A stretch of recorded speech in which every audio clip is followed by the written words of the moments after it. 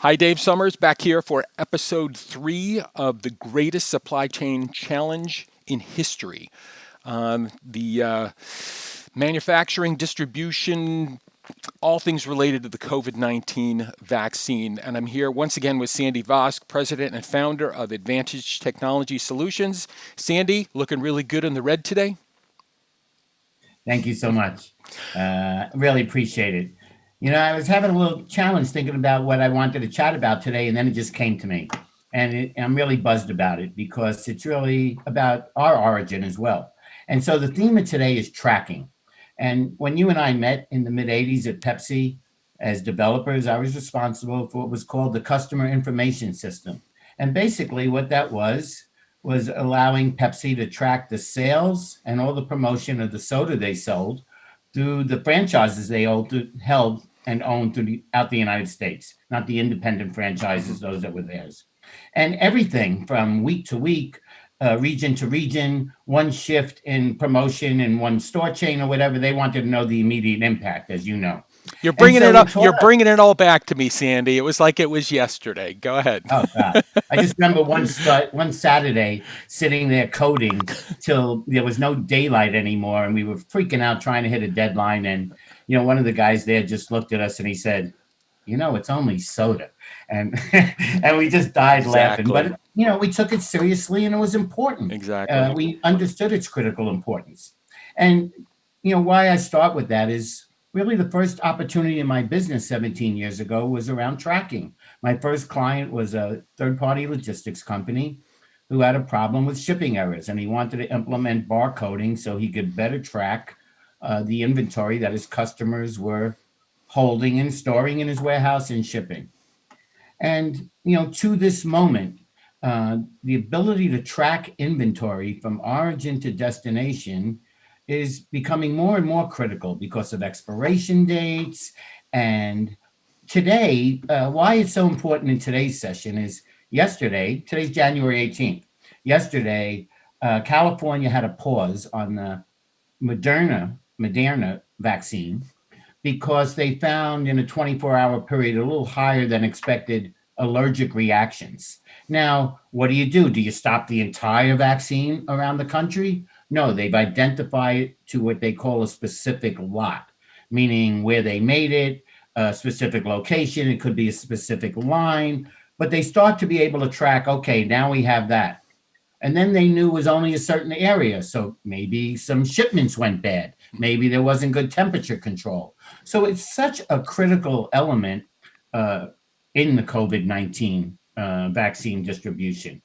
One of the posts I put out last week was related to what FedEx was doing, and not to uh, compare FedEx. Mm-hmm. UPS has equal tracking technology, Mm-hmm. but they had this sensor-aware ID monitoring, which is a barcode and Mm-hmm. scanning, and they scan it into their trucks, and this way they can control not just where things are, but also to ensure the temperature is being maintained correctly, Mm-hmm. because that has to be stored at the appropriate temperature every step of the way. If it's at the right temperature where it started from Mm-hmm. and at the right temperature where it ended, but something happened in between and there was a thaw, that's not good anymore. Right. And that's Right. not just with medicine, that's with food. Sure. I worked in cold storage facilities where the first thing we did when trucks arrived was stick a thermometer in the pallet and take temperatures and look, identify, was there moisture? Did it look like this had thawed at any point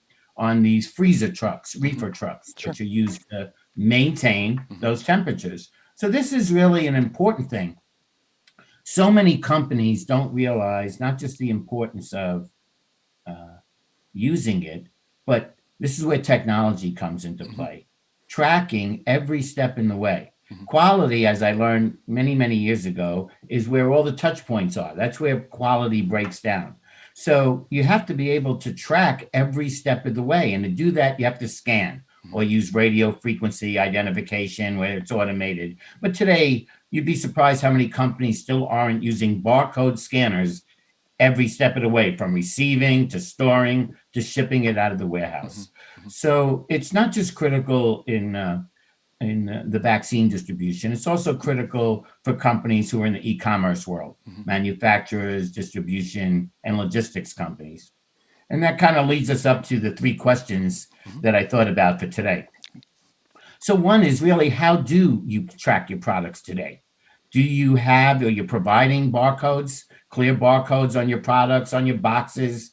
You provide an ability to not just find the product code, but the lot code, expiration dates, other things that could be scanned and be able to quickly identify where product is. And the second question is, if you had a product or your customer had a product recall, could you, first of all, identify where all those products, those specific lots were internally and everywhere you ship them, right? Not just what's internally, everyone that you shipped, wherever you shipped it. You want to be able to quickly identify it, get it off the shelves. So not only can you, how long would it take for you to identify it? Is that a manual process? You have the systems in place to do that.